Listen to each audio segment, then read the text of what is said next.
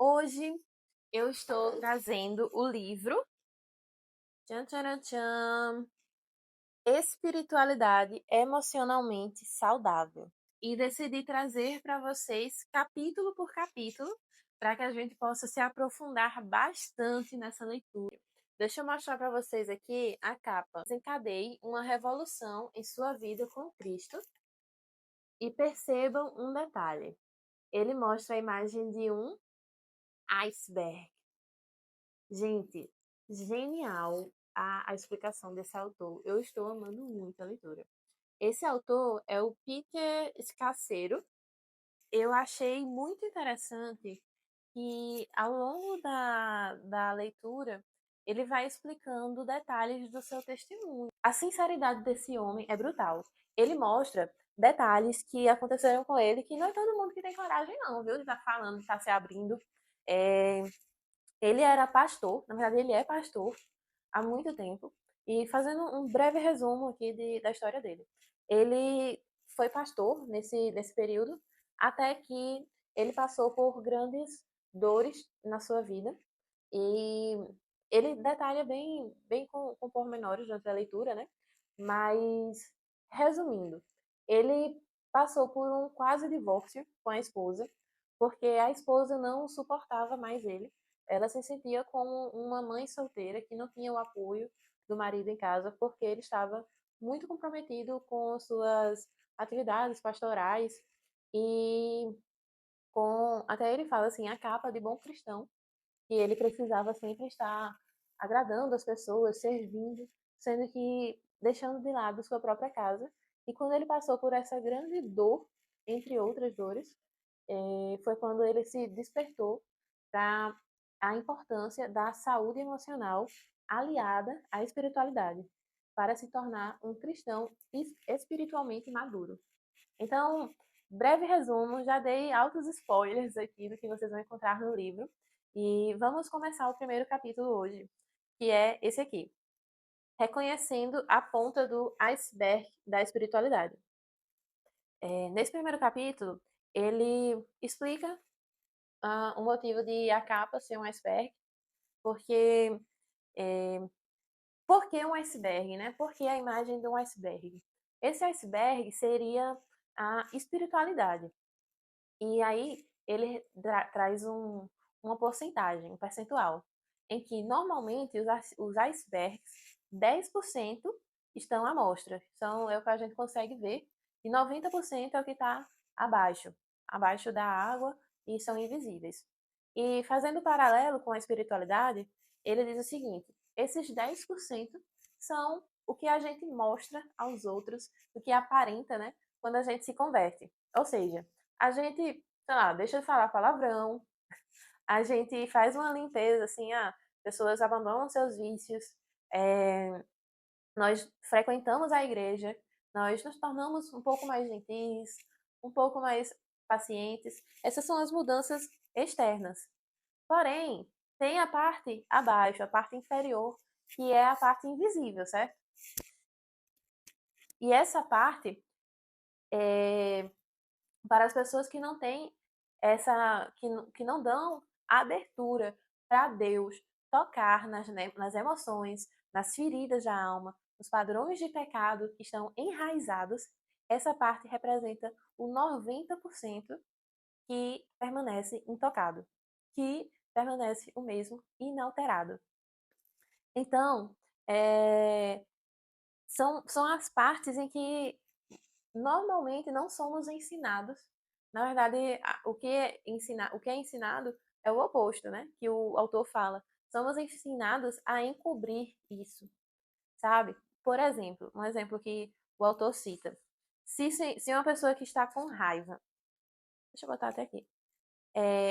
Se a pessoa está com muita raiva, então o que normalmente é ensinado? Não é bom ter raiva, não. Cuidado aí, que a raiva não é de Deus, e blá blá blá blá blá blá.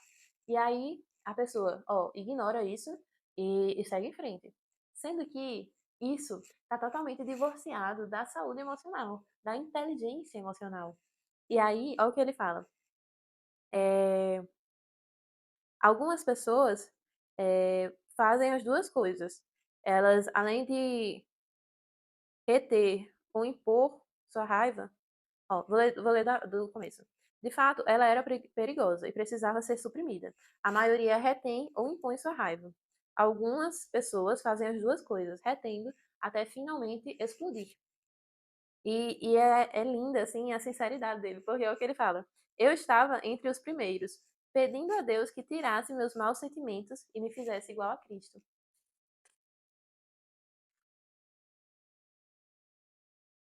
E aí ele fala como ele descobriu a ligação entre a saúde emocional e a saúde espiritual também.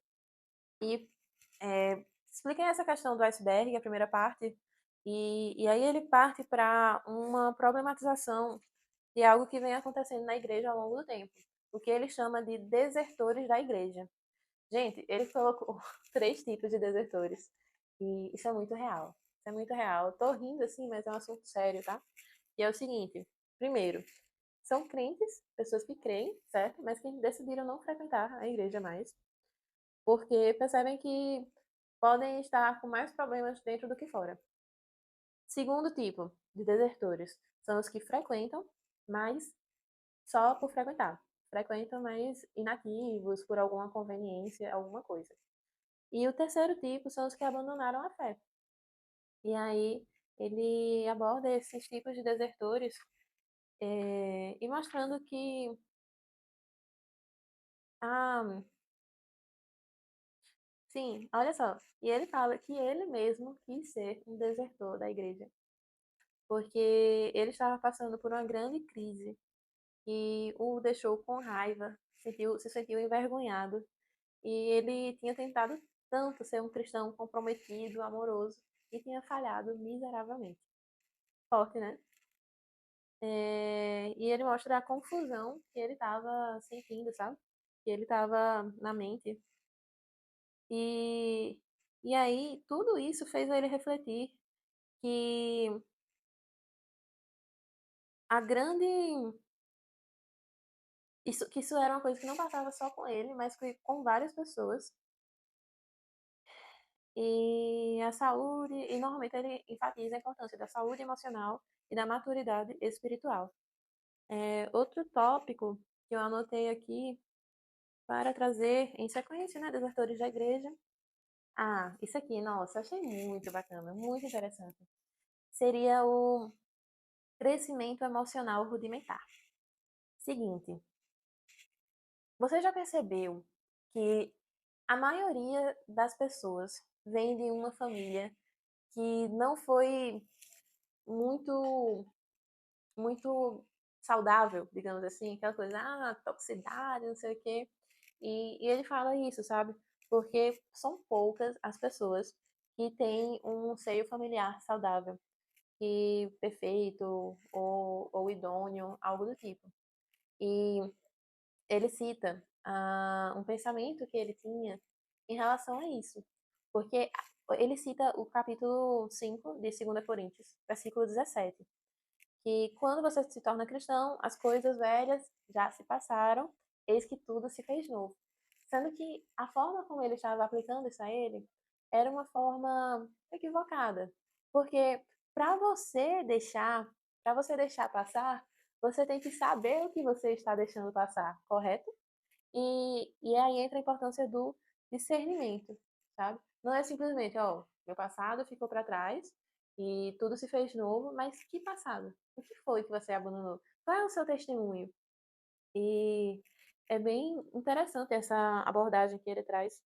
Eu nunca tinha pensado 2 Coríntios 5:17 com essa perspectiva, a importância do discernimento, né? E aí ele traz algumas coisas um resumo de como foi o crescimento na família dele.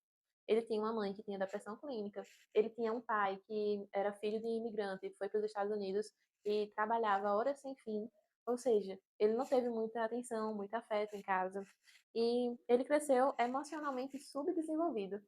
Olha que interessante esse termo, né? Você fala de tanto subdesenvolvimento, mas também tem o subdesenvolvimento emocional. E carência de afeto, de atenção.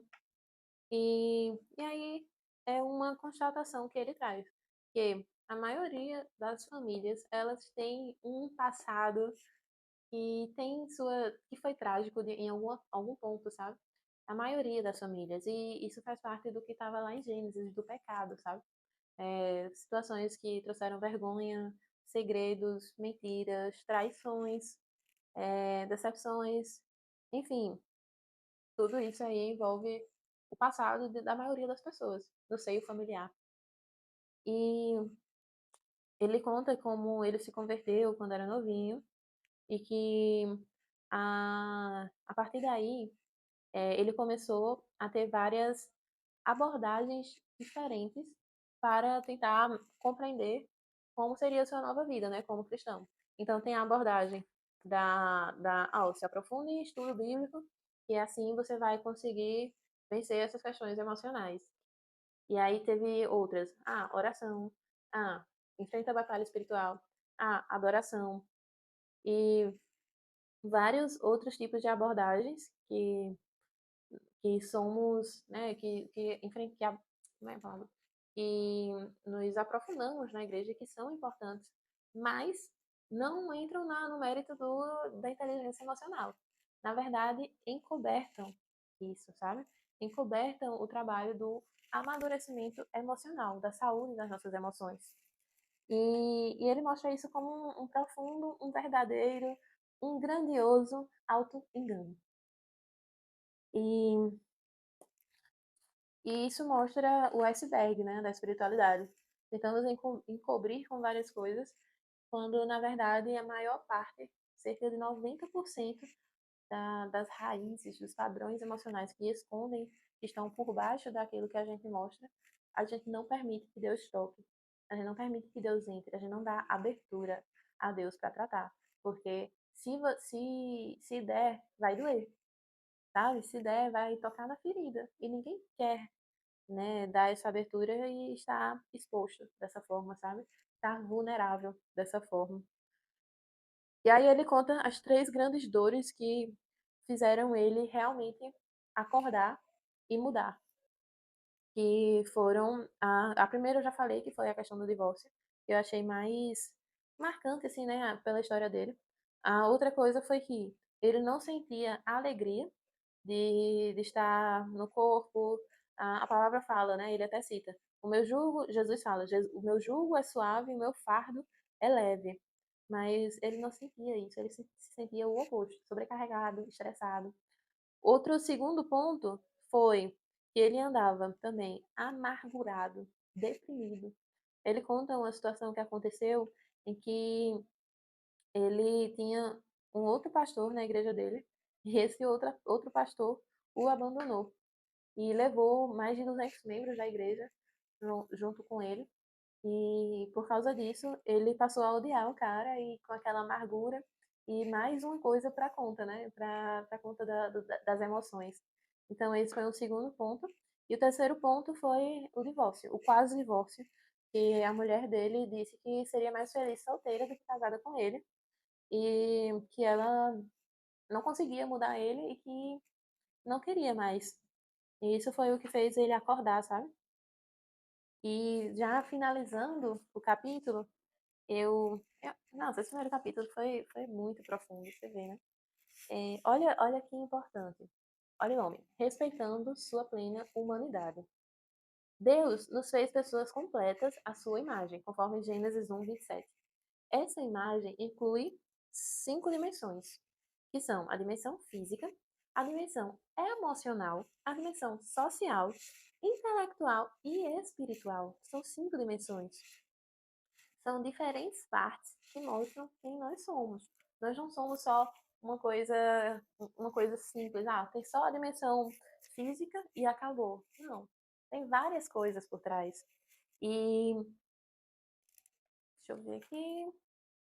Sim, e para concluir, né, ele mostra como é bela, como é maravilhosa a vida com Cristo, quando nós conseguimos vencer essas questões, quando nós conseguimos ter uma maturidade emocional e espiritual. Que quando Gálatas, Paulo fala assim: o que acontece quando vivemos no caminho de Deus? Deus faz surgir dons em nós como frutas que nascem no pomar. E aí tem os bons frutos, né? Que a Bíblia fala: o amor, a alegria, paz, paciência, amabilidade, fidelidade, mansidão, domínio próprio, bondade. E por que você vê assim que isso é tão raro, às vezes, as pessoas que têm esses bons frutos, né, que esbanjam todos esses dons? Porque poucas pessoas realmente estão aprofundando na saúde emocional dentro da igreja, né, como cristãos. Que inclusive é uma coisa que ele fala que nesse século XXI a igreja está já se abrindo a esse tema, avançando nesse tema. E deixa eu ver mais o que eu posso trazer. Olha que legal.